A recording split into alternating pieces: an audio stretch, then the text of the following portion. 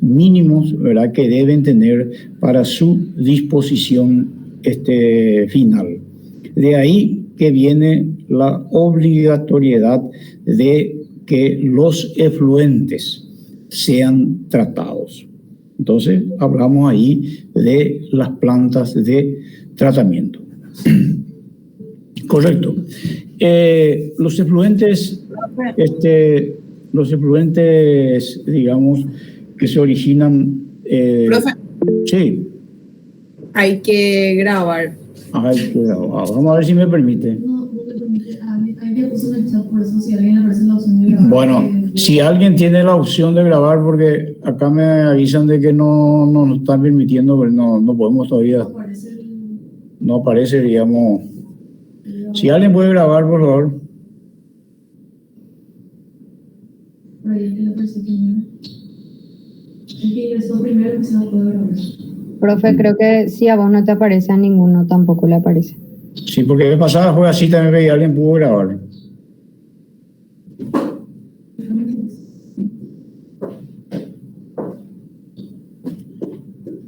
Y solo ahí. A mí al menos no me aparece la opción.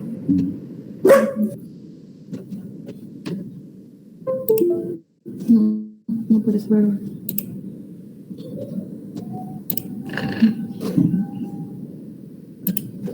Bueno, lastimosamente no nos da la opción de grabar. Bueno.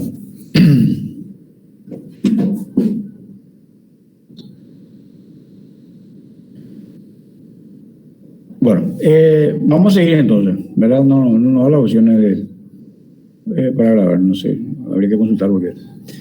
Bueno, entonces estamos hablando, ¿verdad?, del efluente cloacal. El efluente pluvial, porque estamos haciendo una comparación. El pluvial, hoy en las grandes ciudades, digamos, ya se exige, ¿verdad?, un tratamiento, digamos, de las aguas pluviales. Por lo menos exigen, ¿verdad?, hay municipalidades o municipios que exigen un tratamiento preliminar. Es decir, ya a la salida o a la llegada a un curso superficial se deberá por lo menos hacer un desbaste grueso. Es decir, se tiene que poner, digamos, rejas gruesas y rejas finas para los materiales, digamos, los sólidos grandes, digamos, en tamaño puedan quedar retenidos. ¿Por qué? Porque es importante también aclarar de que nuestro sistema de alcantarillado sanitario es un sistema separativo. ¿Eso qué quiere decir? Que el desagüe cloacal no admite al desagüe pluvial. En grandes ciudades como los Estados Unidos y en Europa, los sistemas son unitarios, ¿verdad? Y reciben agua residual cloacal y agua pluvial. Entonces, ¿por qué nosotros adoptamos un sistema, digamos, separativo? Por el costo. Evidentemente, para captar agua de lluvia también encarece el sistema, ¿verdad? Entonces, tenemos grandes galerías, digamos, y el costo para nosotros por ahora es inviable, ¿verdad? Inviable entre comillas, ¿verdad? Entonces, por lo menos deberíamos preocuparnos en ver, de planificar, es decir, ¿quién tiene que planificar eso? Los municipios, que son las autoridades, digamos, competentes para el desagüe pluvial. El desagüe pluvial está a cargo de la municipalidad, en este caso la Municipalidad de Asunción, y el desagüe cloacal es competencia del prestador de servicio. En nuestro caso, el prestador de servicio es ESSAM. Entonces, están quienes controlan, a cargo de quién está, sabemos perfectamente, ¿verdad? Lo único que tenemos que, digamos, planificar en el futuro de aquí a 20 años por lo menos, ¿verdad?, para que los desagües pluviales ya empiecen a tener algún tipo de tratamiento. Bueno, vamos a hacer presentación, ¿verdad?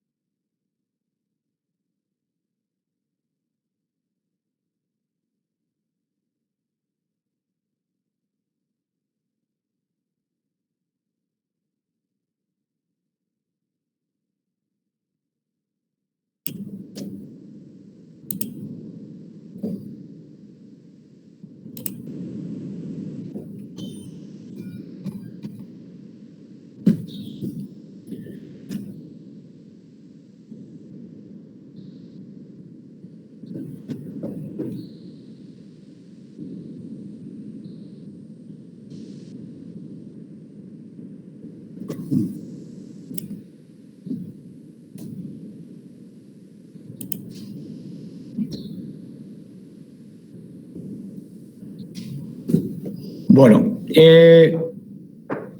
ahí tenemos la presentación. Ustedes ya están viendo.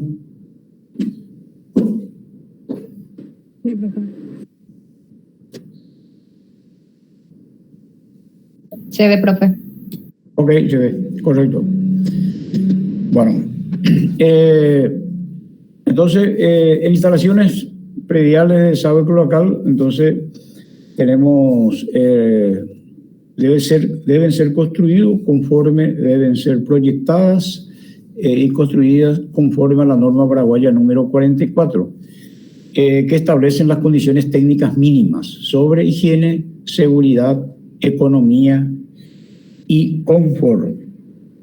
Entonces, acá es importante mencionar, ¿verdad?, que los desagües cloacales y pluviales forman parte de los recursos que ha sido desarrollado, que ha sido desarrollando, ¿verdad?, que ha venido desarrollando la civilización para que, mejorando las condiciones de salubridad y confort, los seres humanos tengan una vida más prolongada, de mejor calidad y más cómoda.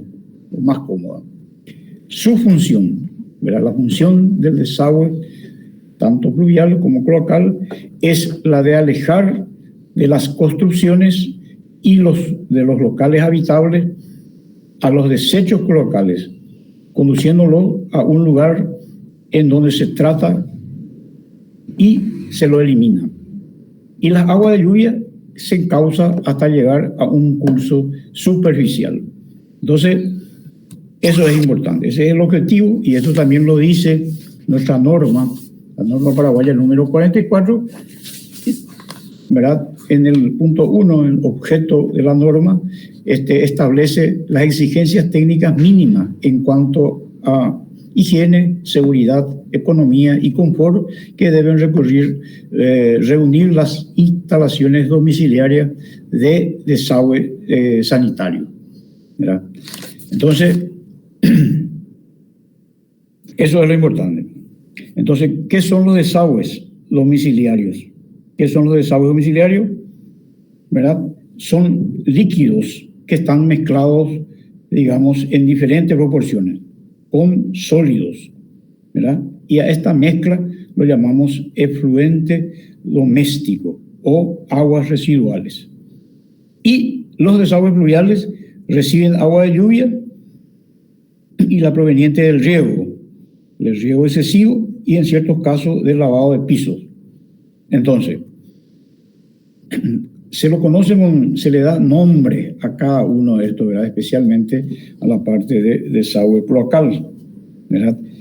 Y hablamos de aguas blancas, ¿verdad?, aguas blancas, que son inocuas y sin emanaciones, que provienen de lavatorios, piletas, duchas, lavado de piso, etc.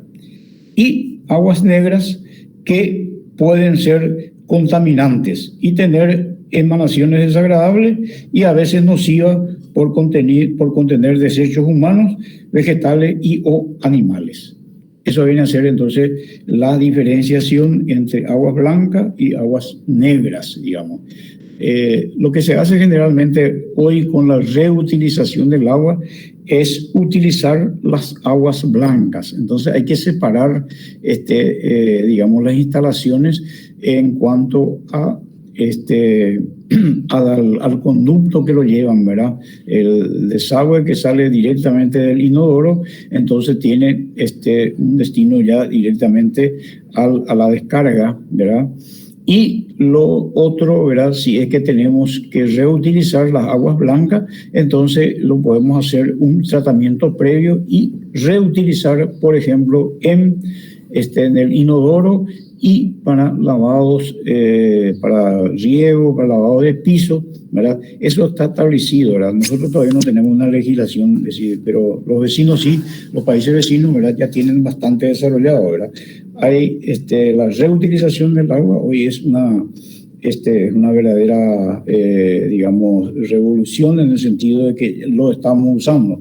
En América, Chile es uno de los países, ¿verdad?, que están muy, ¿verdad?, utilizan en mucho porcentaje la reutilización, ¿verdad? Reutilización de aguas,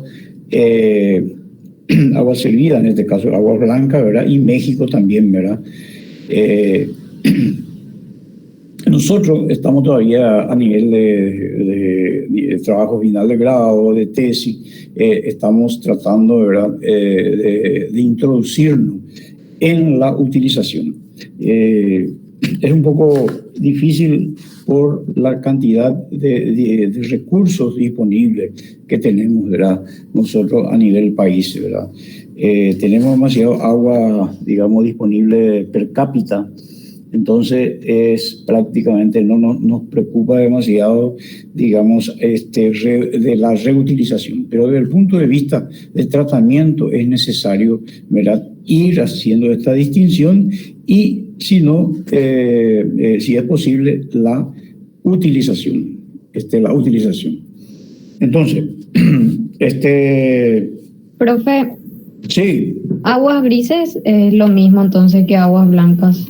Y las aguas grises son aguas, prácticamente son aguas blancas, digamos, ¿verdad? En esta diferenciación que yo le doy es aguas blancas y aguas negras. Las aguas, dentro de las aguas blancas pueden entrar también las aguas grises, digamos. Eso ya depende, ¿verdad?, de la terminología, de la bibliografía. Entonces, pero es bien claro, las aguas negras son las que están contaminadas, las que tienen heces, digamos, tienen coliformes, si hay un análisis de coliformes fecales, entonces esa es la gran distinción. Y dentro de las aguas blancas puede entrar todo lo que se puede reutilizar, se puede reutilizar. ¿Ok? ¿Alguna otra pregunta?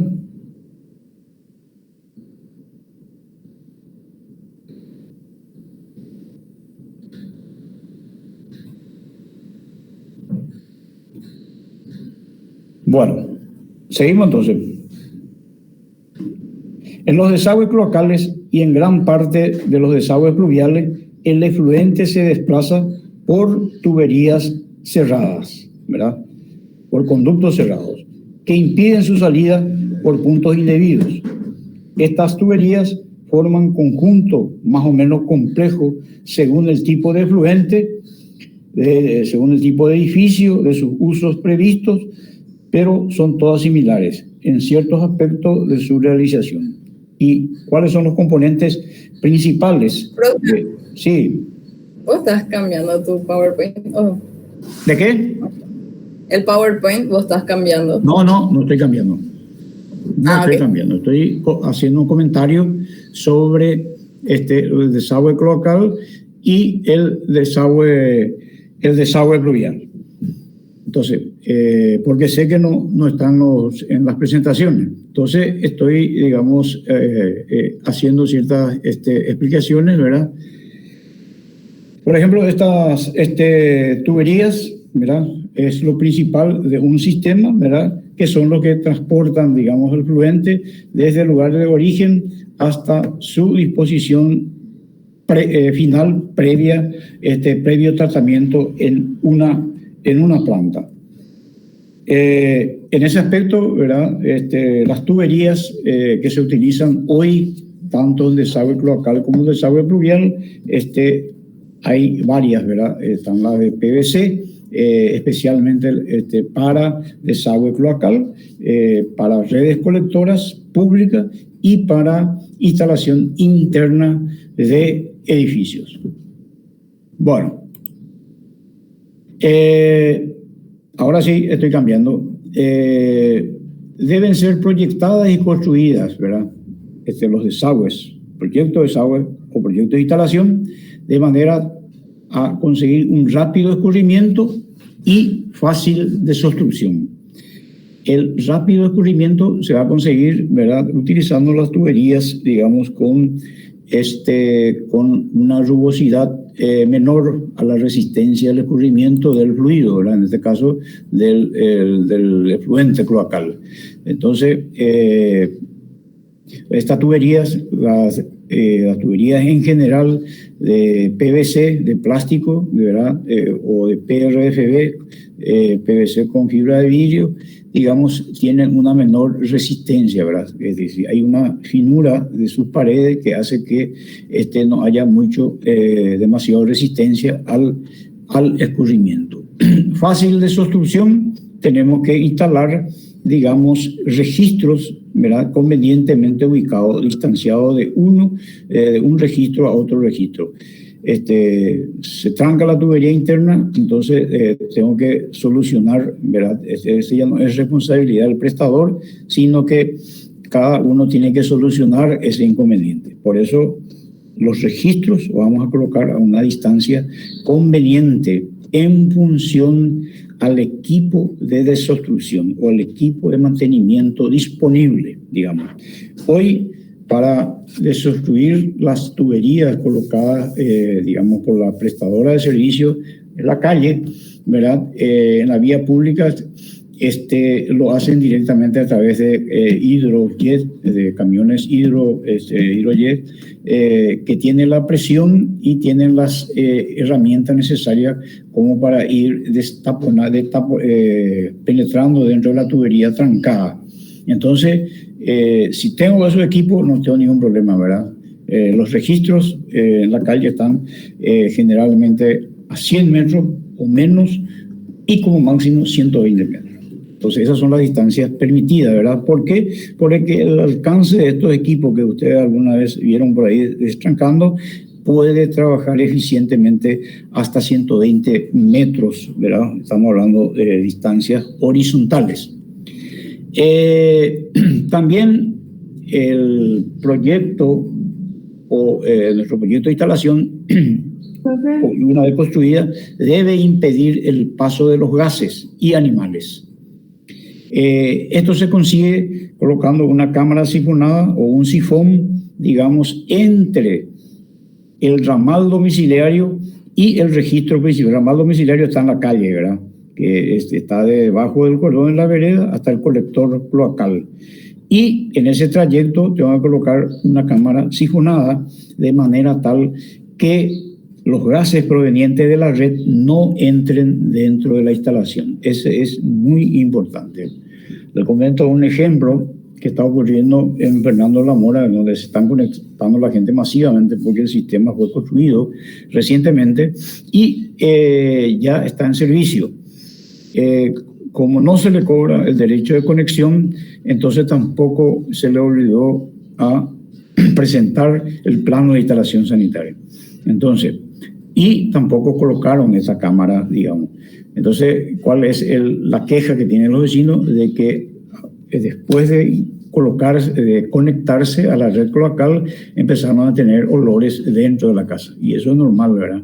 Es normal porque retroceden los gases. Y además, como son instalaciones antiguas, ¿verdad?, entonces tampoco están colocados convenientemente los registros de pisos sifonados, ¿verdad?, que evitan, digamos, un retroceso, digamos, de gases, porque están, ¿verdad?, el fluido, vamos a hablar en términos de fluido, y el fluido, digamos, efluente cloacal está compuesto de líquidos, sólidos y gases, digamos. Entonces ese es un fluido, ¿verdad? Definición de fluido, ¿verdad?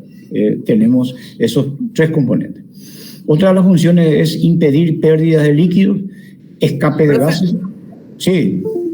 Entre el ramal domiciliario y qué era que se colocaba la cámara. Entre el ramal domiciliario y el registro principal. El registro principal que está dentro de la propiedad. ¿Y cuánto era la distancia de los equipos de obstrucción, de desobstrucción? Son Había una distancia máxima. son hasta 120 metros, son lo que nosotros tenemos, ¿verdad?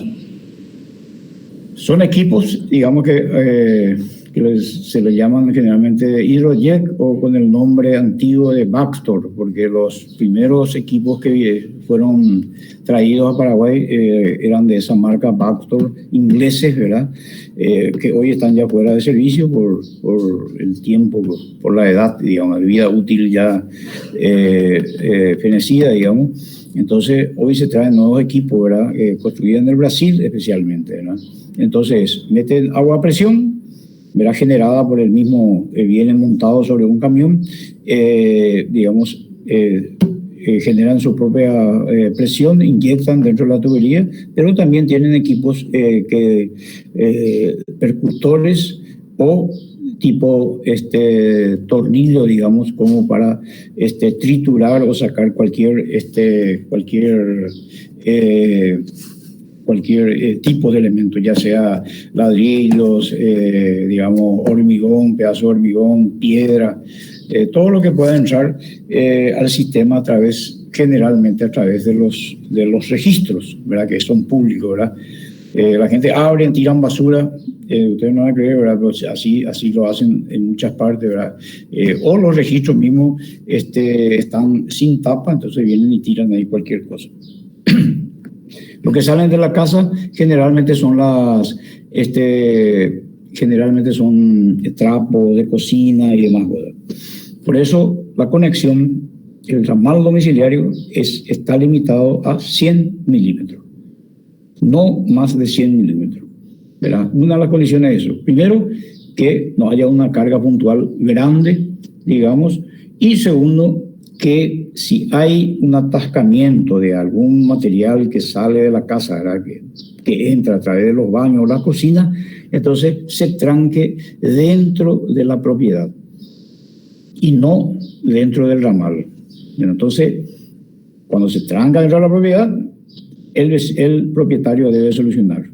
Cuando se tranca el colector, el ramal en la calle, fuera de la propiedad, entonces tiene que venir el prestador a solucionar ese problema. Entonces, de adrede, esa tubería se limita, digamos, ¿verdad? Por una cuestión de descarga puntual, entonces, y otro por el tema de seguridad.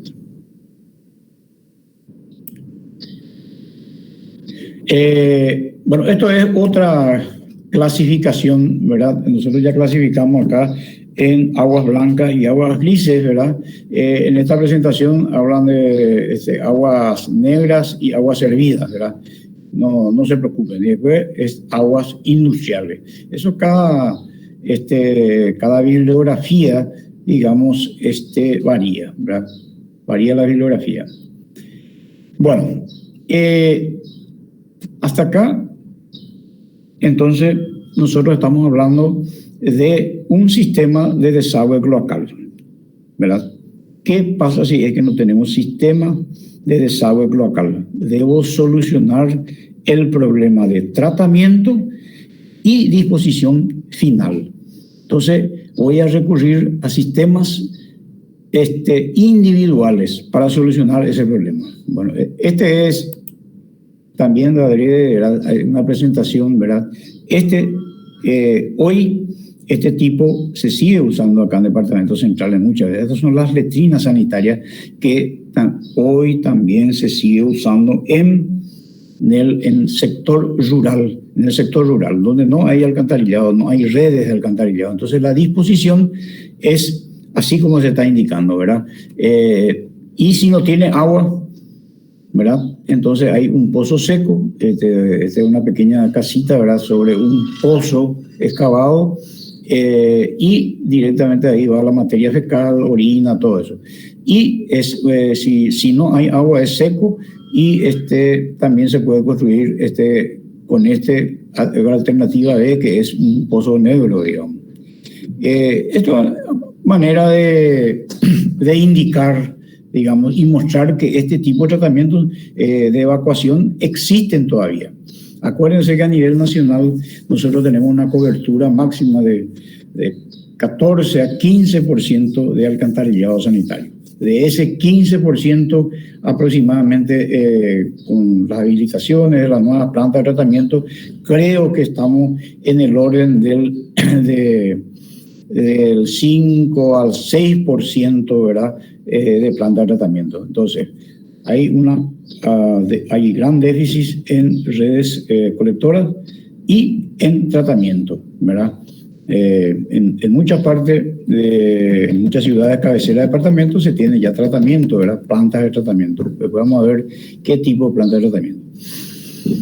Si no tengo alcantarillado, escuche bien, alcantarillado sanitario, no tengo red cloacal frente al edificio que yo estoy proyectando, entonces tengo que darle solución. Previamente a eso, ¿verdad? Yo también le comenté, cuando ustedes eligieron su proyecto, ¿verdad? Que ya creo que ya casi todos los proyectos que presentaron por los grupos fueron ya aprobados, entonces tenían que haber consultado, digamos, si tiene recolectora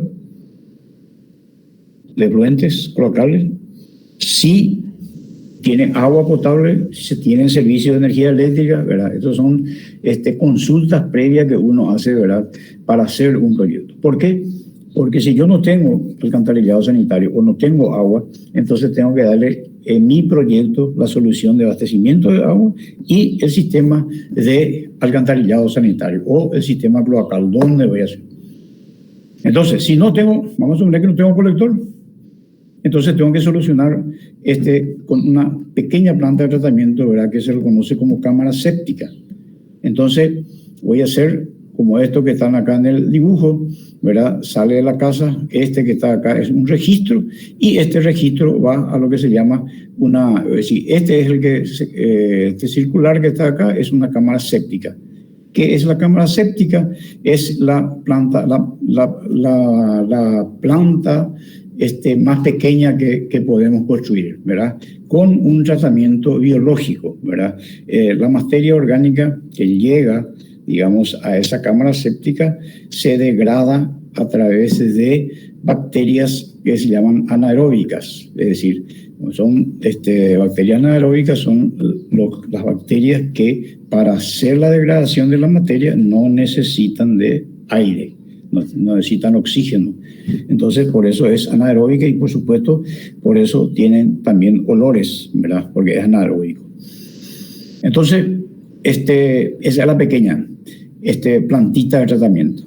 Bueno, esa cámara séptica tiene que desaguar en algún lugar, que es la disposición final. Generalmente se complementa la cámara séptica con un pozo absorbente. ¿Qué es el pozo absorbente? Es el mal llamado pozo ciego, ¿verdad? Es un pozo y en donde el agua que llega a la cámara séptica ya tratada, ¿verdad? Sin lodo, ¿verdad? Solamente agua, entonces se infiltra en el suelo. Entonces la disposición final es el suelo, en donde el agua va bajando de nivel a medida que se infiltra en el suelo, ¿verdad?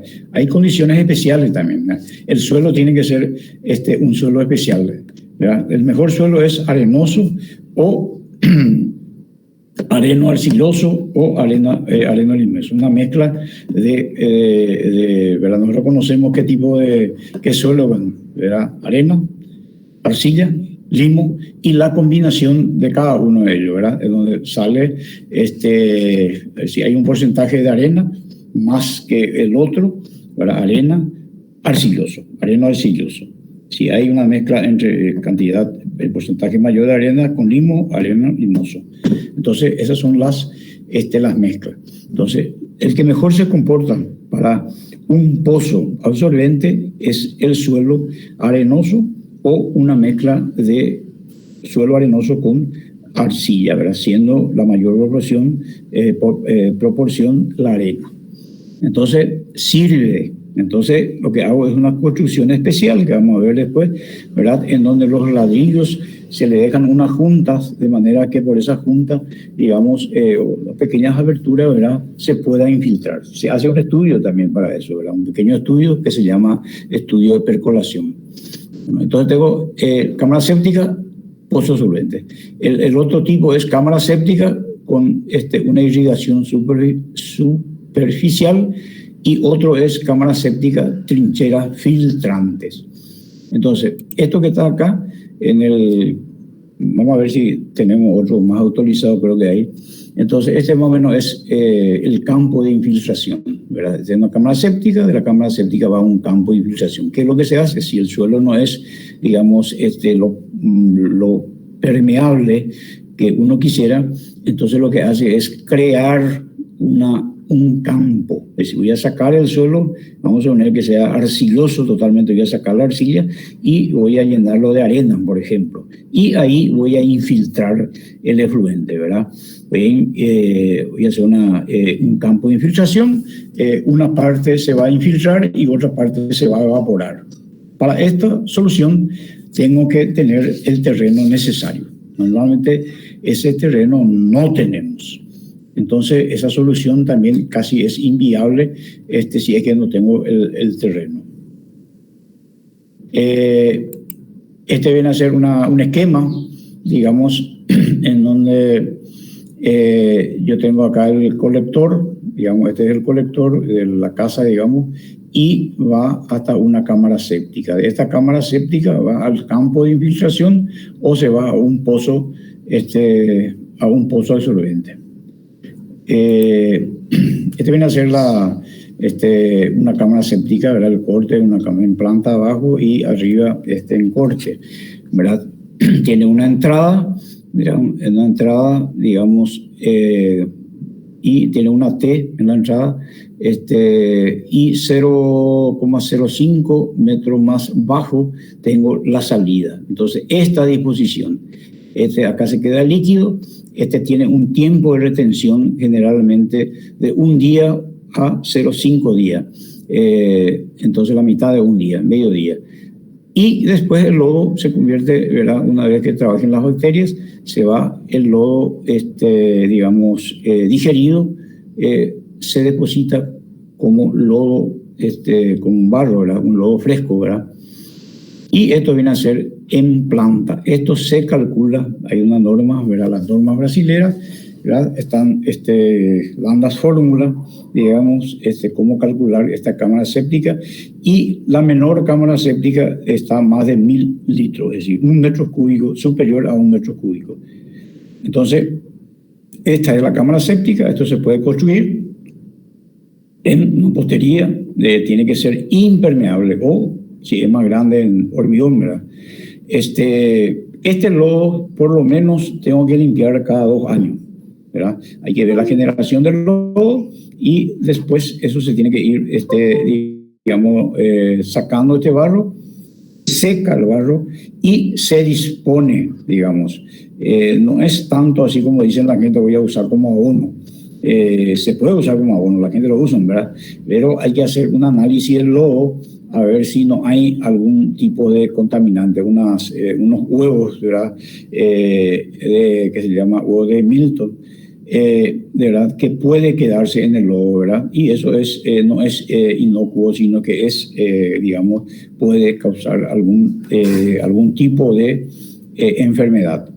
Entonces, eso es lo que nos enseña la ingeniería sanitaria, ¿verdad? Estamos entrando un poco en el campo de la ingeniería sanitaria, ¿verdad? Que tiene que ver mucho con microbiología, digamos. Esta es una cámara séptica, ¿verdad? Una fosa séptica es un medio por el cual se tratan las aguas residuales de una vivienda o edificio, ¿verdad? Todas las municipalidades tienen como requisito previo para que una licencia de construcción sea aprobada el contar con una POSE le dice, pero es un tanque séptico o planta de tratamiento dependiendo de la magnitud de la obra a construir. Asimismo, contar con una doble línea de drenaje, una para canalizar las aguas claras o jabonosas y otras para las aguas negras. Esto ya es reutilización, ¿verdad? En el caso de esta última, antes de la conexión a un drenaje municipal, deben pasar primero por la fosa séptica, que en esencia lo que hace es separar los sólidos de los líquidos pasando a través de una cámara que forman parte de la misma, en donde se crean una bacteria que naturalmente se alimentan de estos sólidos, digamos. Esto es una cámara, ¿verdad? Hoy justamente yo estaba averiguando, ¿verdad? CIOPAR está haciendo una cámara séptica de PRFB, ¿verdad? De material PVC con fibra de vidrio, y también hacen con polietileno expandido, El costo, el de PRFB es más caro y el de PE es más barato, es más económico, ¿verdad? Pero dura menos. El que es de PRFB tiene más durabilidad. Es decir, en vez de hacer... Y existe en el mercado de 800 litros, de 1000 litros y de 2000 litros. Ese de 2000 litros es lo que podría cumplir con las normas de fosa séptica, digamos. Nosotros todavía no tenemos normas, por lo menos yo no he visto normas sobre fosa séptica. Pero nuestra norma paraguaya número 6044 dice perfectamente de que si es que no encontramos algo acá, entonces podemos recurrir a las normas, digamos, están homologadas, digamos, las normas brasileras, la Asociación Brasilera de Normas Técnicas, ABNT. Entonces podemos recurrir a esas normas técnicas, ¿verdad? Y ver cómo se dimensiona la cámara séptica. Vamos a ver después un dimensionamiento de una cámara séptica si es que le interesa, ¿verdad? Este es el sistema colectivo. El sistema colectivo es, digamos, la red, el colector cloacal, y esta es la forma de conectarse, ¿verdad? Acá no muestra, tendría que estar dentro de la propiedad, digamos, una cámara principal antes de la red colectora. Cuando se construye la red colectora, ¿qué es lo que se le pregunta al propietario? ¿Dónde tiene su cámara principal? Y eso se marca en la vereda y se hace la conexión, el ramal con tubería de 100 milímetros de diámetro interno hasta el colector. Y se queda esto georreferenciado. Hoy antes pintábamos de una cruz, qué sé yo, y se tomaba distancia a la columna más cercana, qué sé yo. Hoy se indica, está georreferenciado, entonces se le da las coordenadas y se le deja, digamos, el ramal debajo del cordón de la vereda para que nadie, por lo menos, corte eso, ¿verdad? Y el día que yo presente los planos para la conexión, qué sé yo, viene la gente de SAP, viene con su GPS y encuentra eso. Entonces une, digamos, el propietario debe hacer, digamos, la conexión a salir en la vereda, hasta sacar la cañería de la vereda, y SAP les conecta, ¿verdad? Con ese que está en espera, la tubería en espera que está debajo del cordón.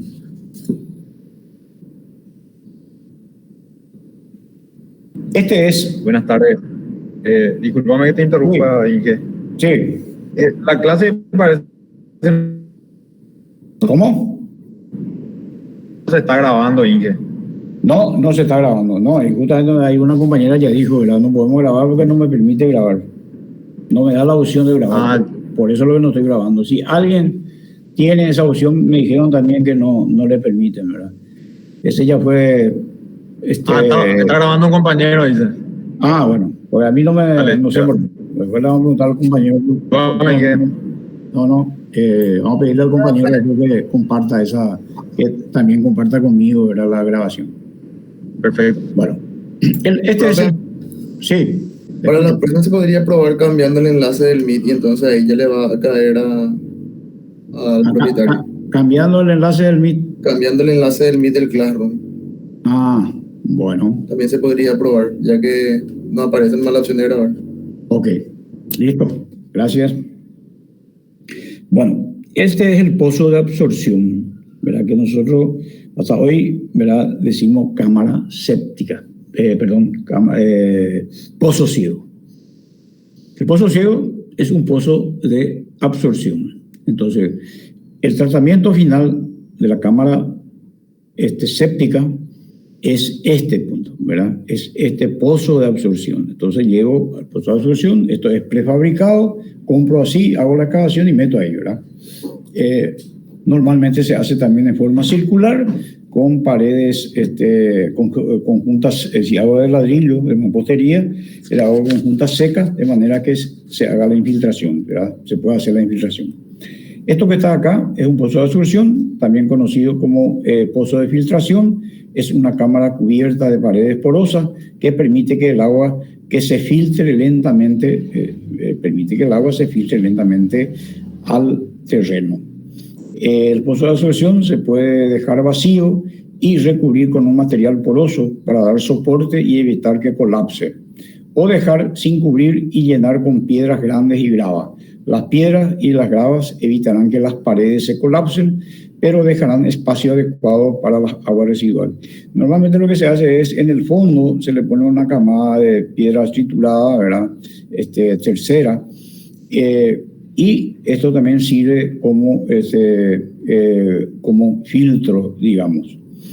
El pozo de absorción debe tener entre 1,5 y 4 metros de profundidad, pero nunca menos de 1,5 por encima de la napa freática. Para ir a construir el pozo de absorción, lo primero que tengo que determinar es la napa freática. ¿Cuántos metros del nivel del terreno está la napa freática? Digamos, está a 4 metros, a 5 metros. En una obra, hace poco en Lambaré, en donde tenemos que hacer la posibilidad de hacer un sistema de drenaje, ¿verdad? El geotécnico determinó que la primera napa potente, así le llaman ellos, ¿verdad? Está a 4 metros, ¿verdad? Entonces quiere decir que si yo tengo un subsuelo, ¿verdad? Bajo 2 metros, entonces estoy a 2 metros nomás ya el piso de mi subsuelo del fondo, digamos, desde la napa freática. Entonces, acá recomienda, ¿verdad?, que esté a 1,5 como mínimo, ¿verdad?, de altura. ¿Eso qué quiere decir? Que cuando se recarga la napa, después de lluvias intensas, la napa sube, evidentemente. Entonces, por un tema de seguridad, entonces dejamos esa revancha, digamos, de 1,5. Hay un estudio que se debe hacer, digamos, para ver si el suelo es, digamos, si el suelo es arenoso, es seguro que va a funcionar. Si hay más arcilla que arena, entonces hay que hacer un estudio que se llama percolación y calcular el tiempo que tarda en la filtración. En función a eso se puede determinar y se da la opción de pozo de absorción. Es importante decir acá que si yo no tengo un suelo que me permita infiltrar en el terreno, entonces tengo que buscar otro sistema. ¿Cuál es el otro sistema? Es el sistema, ¿verdad?, de un campo de infiltración. Sacar todo el suelo que no infiltra y cargar con un suelo que tenga poder de filtración. Eso es lo que se hace, digamos. No es una solución, digamos. Lo ideal es, vamos a ver, en San Bernardino hay problemas con, digamos, hay red colectora en la ciudad misma, ¿verdad? Pero después, saliendo de la ciudad, no hay todavía servicio de alcantarillado sanitario. Entonces, los que hacen proyectos en San Bernardino le da una solución de una cámara séptica espectacular y un pozo de absorción. Ese pozo de absorción, en vez de filtrar al terreno, carga del terreno, se carga hasta el pozo. Entonces, en ese caso, si no tengo posibilidad, ¿verdad?, de hacer un pozo de absorción, tengo que intentar, ¿verdad?, o plantear hacer un campo de infiltración. Si no puedo hacer un campo de infiltración, entonces lo recomendable es hacer un un reservorio bien hecho, impermeable, y acumular ahí el agua tratada de la cámara séptica y calcular un tiempo de retención, un periodo de retención cada 15 o cada 30, ¿verdad? Viene el camión atmosférico y succiona el agua ya tratada, digamos, y llevar. O si no, a través del reservorio, poner un sistema de irrigación y puedo irrigar. Pero eso es si es que tengo espacio, tengo terreno suficiente como para hacer eso, ¿verdad? Entonces, toda esa posibilidad, pero acuérdense, no es una solución, ¿verdad? La gente cree que la cámara séptica y el pozo. Si el pozo no absorbe, entonces mi cámara séptica se llena y ya no va a funcionar.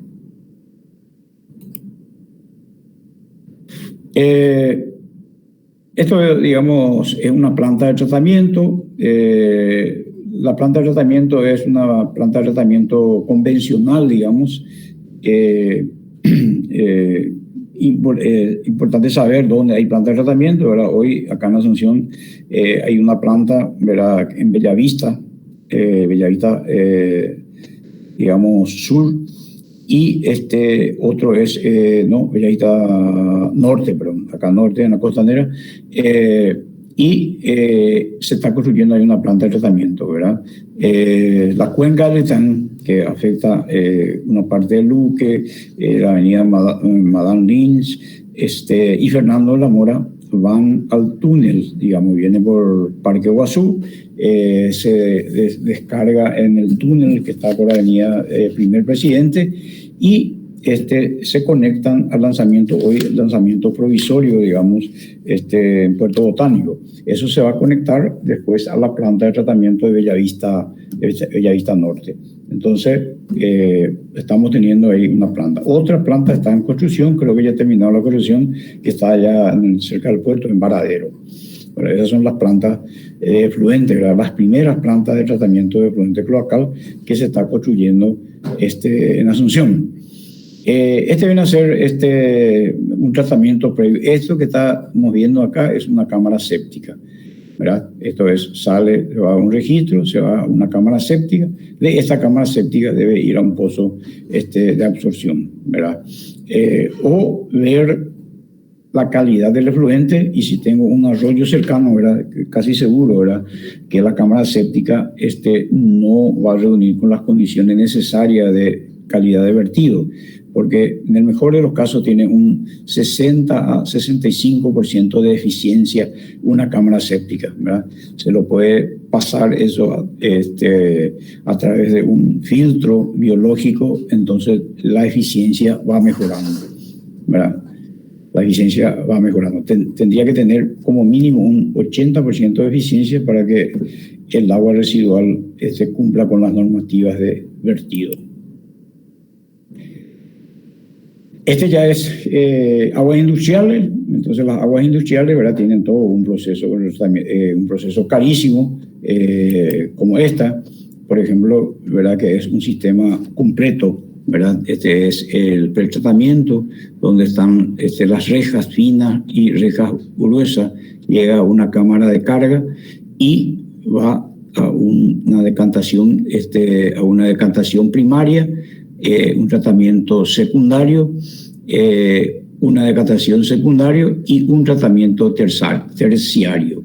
Generalmente es el tratamiento de una planta de aguas residuales convencional, digamos, convencional. Esto, a partir de la decantación secundaria, digamos, se puede volver y se lo hace generalmente, se le recircula y viene otra vez hasta al punto del tratamiento secundario. Esto es lo que se conoce, ¿verdad?, un proceso, un sistema de lodos activados. Esta es una planta, es la que normalmente se usa, digamos. Normalmente la planta de tratamiento para ciudades urbanas, rurales, o ciudades rurales como Coronel Oviedo, Villarrica, Caguazú, Pedro Juan Caballero, ¿verdad?, lo que me acuerdo, tienen lagunas de estabilización. Es el sistema más barato para tratamiento de efluente doméstico. Es decir, ¿qué es lo que yo necesito? Necesito un área grande, ¿verdad? Mínimo para una ciudad de población media estoy necesitando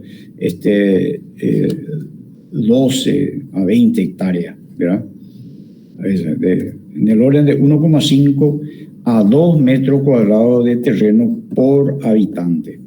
Entonces, el terreno, si el terreno es alguien dona, ¿verdad? Generalmente hay un compromiso entre la ciudad que quiere este sistema y la que construye, vamos a poner ESAP.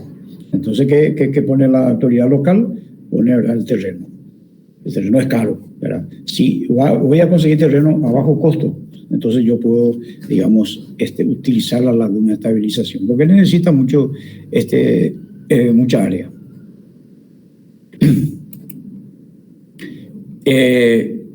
Viene a ser un sistema que se puede usar, ¿verdad? Este sistema, ¿verdad? Yo hice un proyecto para un edificio en altura para Lambaré, en donde tenemos una serie, tenemos 2 cámaras sépticas. De esa cámara séptica se va hasta una caja de distribución y de la caja de distribución a los pozos de infiltración. Esto. Es decir, ¿por qué? Porque necesitaba yo por lo menos 4 pozos de absorción, digamos. Y hay que respetar esta distancia, ¿verdad? 2D debe ser, digamos, mayor o igual a 3,5 metros, ¿verdad? Esta separación.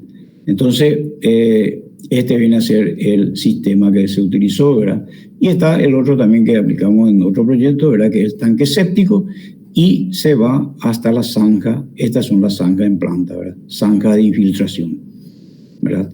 En corte sería esto una zanja con un ancho aproximadamente de 80 centímetros y una profundidad tal que empieza con una profundidad mínima, si es posible, de 0,80, y se le da una pendiente por lo menos de 1,5%. Quiere decir que acá en el extremo va a ser más profundo. Entonces, estos son los sistemas que se hace, ¿verdad? Cámara séptica y pozos absorbentes o pozos de infiltración, ¿verdad? Estos generalmente tienen hasta máximo, ¿verdad? Lo que se recomienda es 2 metros a 3 metros de diámetro, ¿verdad? Yo generalmente uso 2 metros, ¿verdad? 2 metros de diámetro y una profundidad, esto tiene toda una profundidad aproximadamente 4 metros. Bueno, estas son las soluciones que uno tiene que dar. Por eso, las herramientas que vamos a conseguir, digamos, son estas, ¿verdad? Y saber que en instalaciones, digamos, no solamente debemos proyectar, digamos, como desagüe, sino que fundamental es la disposición. Si yo no tengo un lugar para tratar y disponer, entonces prácticamente toda mi instalación, la instalación que yo voy a proyectar no me sirve. No me sirve. Bueno, y hay muchos problemas. Hay muchos problemas con el tema de instalación, ¿verdad? Por eso hoy casi todos los proyectos son multidisciplinarios, ¿verdad? Está el ingeniero sanitario, está el ingeniero eléctrico, electricista, está el de estructura, está el geotécnico, digamos, está el especialista en señales débiles, el especialista en prevención de incendios. Entonces hay un cúmulo que 20 años atrás o más, digamos, hacía solo un ingeniero, ¿verdad? El ingeniero residente, el ingeniero calculista hacía todo. ¿Cómo hacía? Bueno, se dedicaba a mucho más tiempo, ¿verdad? Hoy es fundamental el tiempo, ¿verdad? Me piden un proyecto y me dan un tiempo, digamos, demasiado corto, muy corto. Bueno, no me quiero apurar. Esto es lo que tenemos, ¿verdad? Tenemos las normas. Le estoy contando algo de la experiencia que yo tengo en este tema y qué es lo que podemos hacer para solucionar, ¿verdad? ¿Qué pasa si no tengo provisión de agua? No tengo red de agua. Entonces tengo que darle solución a mi proyecto. ¿Cuál es la solución del proyecto? Hacer un pozo profundo, ¿verdad? Hay un pozo hay que hacer los pozos, se hace de acuerdo a unas normativas, hay unas especificaciones que sacó el MADES y están ahí, ¿verdad?, las características que deben tener ese pozo. Ese pozo tiene que hacer una experiencia, debe ser un ingeniero hidrogeólogo o un hidrogeólogo que esté catastrado en SEAM, y tiene que hacer el pozo, le definen al pozo profundo como una obra de ingeniería para captación de agua subterránea. Entonces está establecido ahí. Entonces hago un pozo y lo más lindo es que, vamos a suponer que yo no tengo agua, pero tengo cloaca. Solicito la conexión a la cloaca, me van a preguntar en ESAP, ¿y de dónde saca agua? Y es un pozo. Ah, correcto. Acá está la ley de autoprovisión, de autoabastecimiento, se llama una ley que salió ya hace unos años. Entonces, ¿qué es lo que le explica a la gente de SAP? Vamos a ir a poner, yo tengo un pozo. Bueno, viene SAP y le dice, bueno, a este pozo, a la salida del pozo, le vamos a poner un hidrómetro, un medidor de caudal. Entonces, el consumo 50 metros cúbicos al mes, entonces le cobro también la misma cantidad en alcantarillado sanitario. La tasa hoy que se paga, la tarifa de agua, es igual a la tarifa de desagüe cloacal. Si yo consumo agua 100.000, pago cloaca 100.000. Bueno, ¿por qué? Porque eso es el costo. Más o menos con esa tarifa, la empresa prestadora de servicios estaría en condiciones como para ir financiando obras, ¿verdad? No estoy haciendo propaganda, pero esa tarifa fue la que le permitió a SAP financiar las obras del alcantarillado sanitario de Fernando de la Mora. Entonces, acuérdense que en Fernando de la Mora no se podía hacer edificio en altura porque no había cloaca. Hoy van a empezar a hacer, porque ya están conectadas, van a empezar a hacer los edificios en altura. Entonces, es demasiado importante. Entonces, si no tengo tarifa, le explico más o menos, porque algo conozco la organización de la prestadora, ¿verdad?, en este caso de SAP. Yo quiero hacer un sistema cloacal, de agua cloacal, ¿verdad? Yo no tengo, ¿verdad? Yo tengo que tener un préstamo, alguien, ¿verdad? No estoy dentro del presupuesto general de la nación. SAP es una sociedad anónima, una SA. Sus socios son todo el porcentaje de empresa del Estado. Entonces, yo apruebo el directorio aprueba el presupuesto, busca financiamiento, puede buscar financiamiento para construir y tiene que pagar de sus ingresos, de la tarifa. Entonces, si yo no tengo tarifa, ¿cómo voy a recuperar? Hoy vos podés contratar, podés buscar a un grupo de bancos privados y le presentás el proyecto y le decís esto, necesito que me financie este proyecto y te voy a pagar tanto. Bueno, ¿por qué? Porque tiene ingreso, ¿verdad? Ya tienen ingreso, ¿verdad? Creo que estará recaudando mensualmente algo así como 40.000 millones de guaraníes, ¿verdad? Eso vendría a ser la recaudación con esta nueva tarifa. Con eso tiene que pagar todo, ¿verdad? Operación, mantenimiento, servicio y hacer nuevas obras, digamos. El costo es caro, ¿verdad? Una planta de tratamiento de efluente solamente la planta está en el orden de 150 a $200 por habitante servido.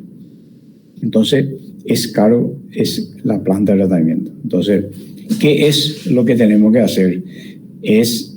Hoy, digamos, es indispensable y impensable de que los sistemas cloacales sigan derramándose, digamos, al curso sin ningún tipo de tratamiento. La ventaja del río Paraguay y del río Paraná era su gran caudal. Imagínense esta situación. Creo que está el hidrómetro en Puerto de Asunción está menos 0,20, 0,25, no sé, hoy no he visto, ¿verdad? Pero es negativo, digamos, está por debajo del cero. Entonces, el caudal ha disminuido considerablemente, Y estos son los cambios climáticos, ¿verdad? Que nadie quería saber nada de hace 20 años, 25 años, cuando se hablaba de los cambios climáticos. ¿Qué es lo que hacen los cambios climáticos? Es que hoy el ciclo hidrológico ustedes ya dieron hidrología o dieron hidrotecnia, ¿verdad? Y ustedes saben de que el principio del ciclo hidrológico es fundamental, ¿verdad? Hoy se está comportando de otra manera.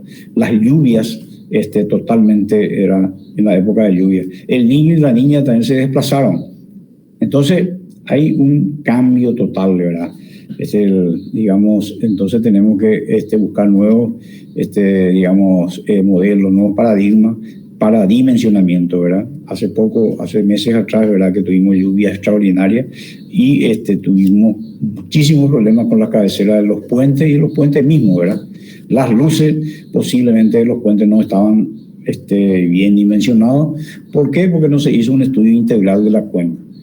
¿Verdad? Cuando yo voy a hacer un puente en un lugar, tengo que estudiar toda la cuenca. La cuenca viene a ser todo lo que desemboca de la parte más alta hasta la parte más baja. Y justamente la parte más baja es ese río o ese arroyo donde estoy haciendo el puente. Bueno, creo que abarcamos, ¿verdad? Ese es el principio. La próxima clase vamos a ver qué nos dice nuestra norma y cómo vamos a dimensionar, ¿verdad? Yo le pido que háganse la norma paraguaya número 44 y empiecen a leer la parte de terminología, ¿verdad? ¿Qué es un artefacto sanitario? ¿Qué es una cámara colectora? ¿Qué es una rejilla de piso? ¿Qué es un sifón desconector? Entonces, vamos a ir, digamos, ganando tiempo. Y después vamos a ver, digamos, cómo se dimensiona, ¿verdad? Cómo dimensionamos lo primero que hay que hacer es que tengo que dimensionar, ¿verdad? Tengo que estimar el caudal de proyecto, ¿verdad? Y después calcular el ramal de descarga, Entonces, en función a las tablas. Esta norma, la NP44 es bastante completito, digamos. Directamente con esto se puede dimensionar, a pesar de que se hizo en julio de 1970 y está en vigencia, digamos. ¿Qué es lo que puede ser que no esté en vigencia? Hoy los materiales, ¿verdad? Los primeros sistemas y los primeros desagües, ¿verdad?, de los edificios se utilizaron, en vez de tuberías de PVC, de plástico, era utilizado el CMB, que es el material vidriado, que es de arcilla, ¿verdad? Eso se hizo o se hacía en horno, ¿verdad? Se moldeaba rudimentariamente, se metían en horno, así como se metían en horno, así como se hacen los ladrillos, ¿verdad? Y resultaban bastante bien, solamente que era mucho más complicado, ¿verdad? Necesitaba más pendiente por un principio hidráulico de la rugosidad interna, ¿verdad? En el Brasil, hace unos años que están otra vez usando material vidriado, pero con una rugosidad mínima, ¿verdad? Porque mejoraron la fabricación, ¿verdad? Entonces, las pendientes también no son demasiado exigentes en ese sentido. Bueno, si hay alguna pregunta antes del descanso obligatorio.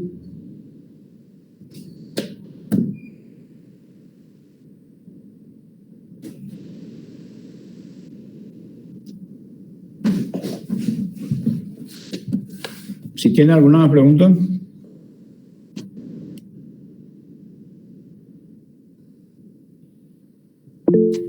No, pues todo claro.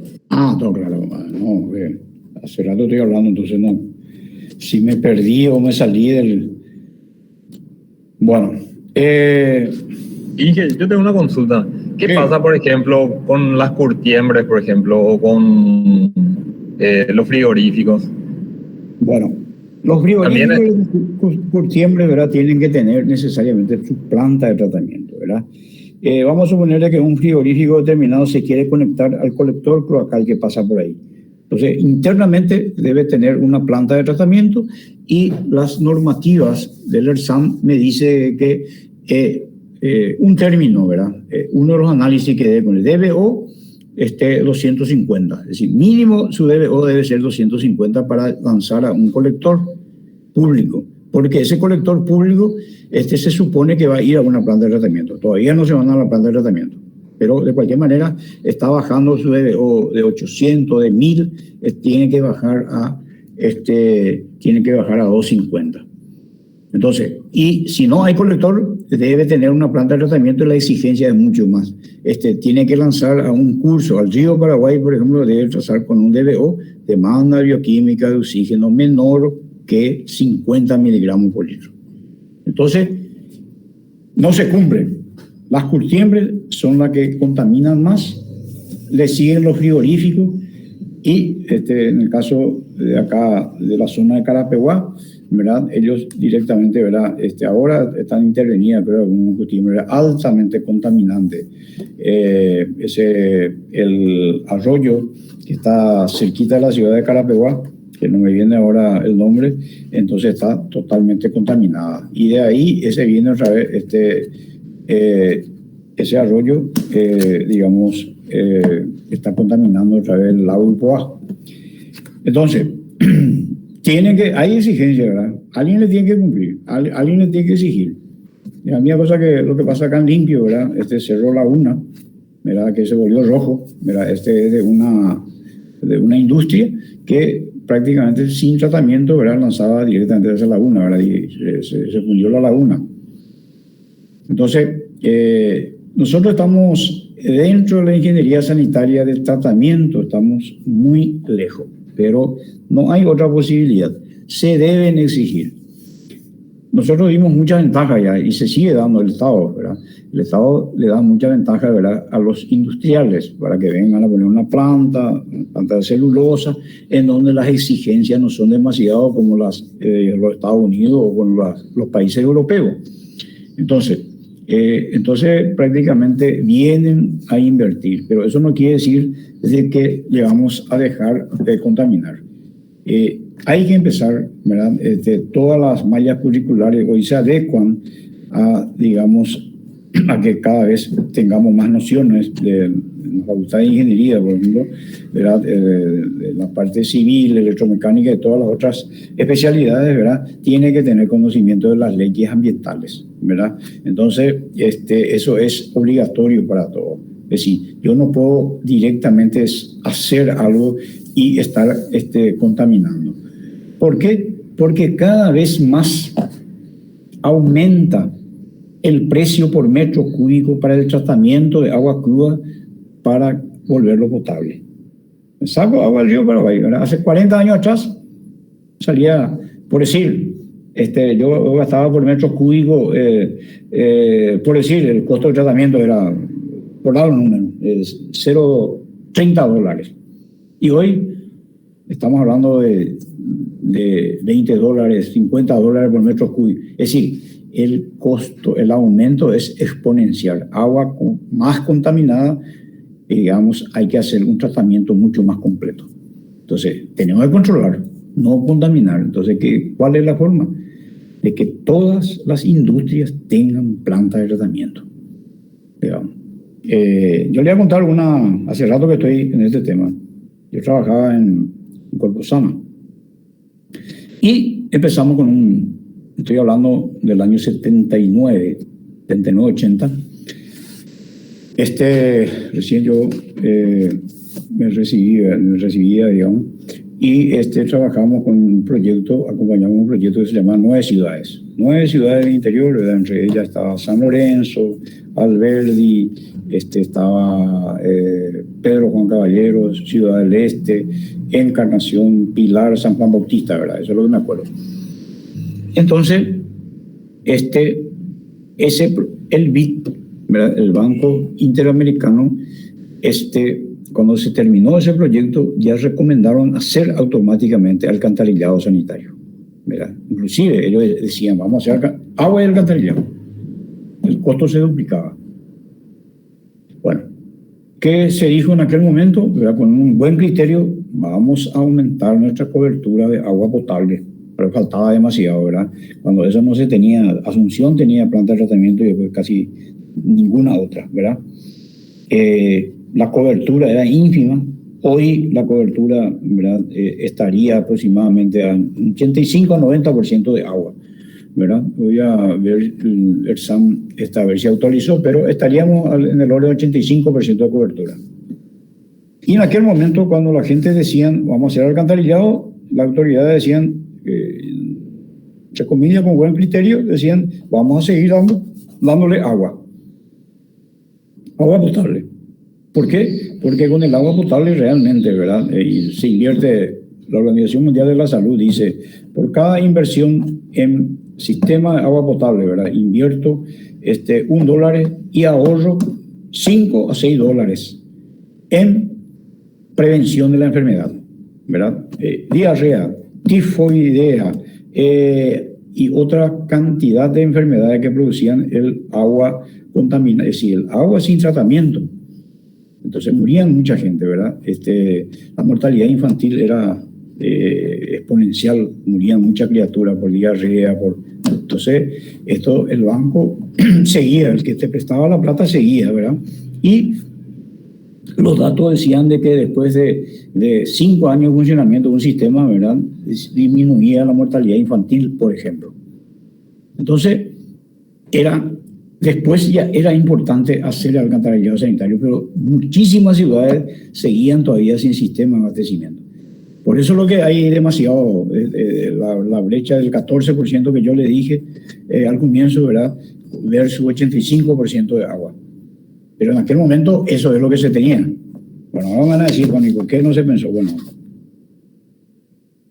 ya es otra cosa. Pero tenemos que seguir haciendo, ¿verdad? La misma cosa que ahora estamos diciendo nosotros, hay que hacer ya el tratamiento de aguas fluviales. De aquí a 20 años, 30 años, cuando estemos colapsados, digamos, de materia en suspensión en el río, bueno, no hicimos ni pretratamiento, no. ¿Por qué? Porque todavía necesitamos hacer desagüe cloacal, ¿verdad? Debemos invertir. Yo hice había hecho un estudio, sí, digamos, para una presentación nada más, ¿verdad? Necesitábamos invertir en el orden de 250 millones, más o menos, 250 millones de dólares anuales, para que en 10 años, digamos, tengamos una cobertura importantísima, ¿verdad?, en alcantarillado sanitario, ¿verdad? Hoy no gastamos 250 millones en varios años.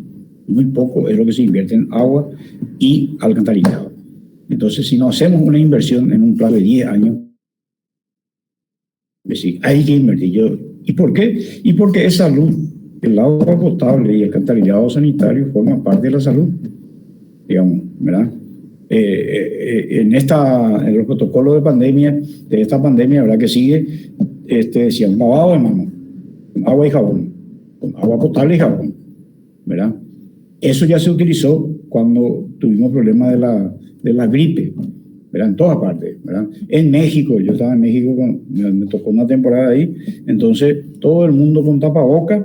¿Y cuál fue el remedio? ¿Verdad? Usar tapabocas y usar agua y jabón, pero es agua potable y jabón. Entonces el agua siempre fue un gran remedio, ¿verdad? Un gran remedio, ¿verdad? Y esta higiene, ¿verdad?, de lavado de manos se tiene que seguir, ¿verdad? Hoy yo veo que ya no se exige, ¿verdad? Uno va al supermercado, ya no se lava la mano. ¿Por qué? Porque tenemos que implementar esa cultura. Tenemos que usar, cuando alguien está engripado, directamente no necesita un protocolo del ministerio, sino que directamente se tiene que poner un tapaboca, ¿verdad? Tapaboca. Bueno, es una cultura, ¿verdad? Pero sí o sí necesitamos grandes inversiones. Por eso el ingeniero sanitario, ¿verdad?, la gente, los ingenieros civiles o ingenieros electromecánicos que se van a dedicar después a la parte sanitaria, tiene, así como dicen todos los ingenieros, ¿verdad?, civiles, tenemos ruta para rato y puente para rato. Es cierto, paralelamente a eso tenemos que tener obras de infraestructura sanitaria que estamos en pañales, ¿verdad? Estamos en pañales. Bueno, ese es un comentario muy particular. Bueno, correcto. Entonces, si no hay más preguntas, dejamos por hoy. Y voy a tratar que la próxima vez ya se grabe, ¿verdad? Por favor, el compañero que estaba grabando, si me pueden enviar eso. Entonces, para tener también el material de clase guardado. ¿Correcto? Por favor, pasame mi correo, por favor. Te voy a agradecer. Listo, vamos a hacer un descanso hasta que venga el ingeniero Santiago. Creo que es a las 3 que generalmente entra. Nos vemos en la próxima clase. Gracias por la presencia y el aguante. Gracias, Ike. Gracias. ¿Qué tal? ¿Qué tal? Vamos a iniciar a las 14:30, ¿sí? Voy a ver para... A las 3, profe. ¿Perdón? Profe, si empezamos a las 14:30 terminamos más temprano, ¿verdad? Claro. ¿O no? Ah, bueno. Más tarde parece. No, un error de juicio. Ah, dale. Listo, Ige. Dale, Ige. Listo, gracias, Ige. Dale, chacha. Ahí, hablamos. El link. Listo, Así por favor. se puede grabar. Ok, gracias. Dale, chacha.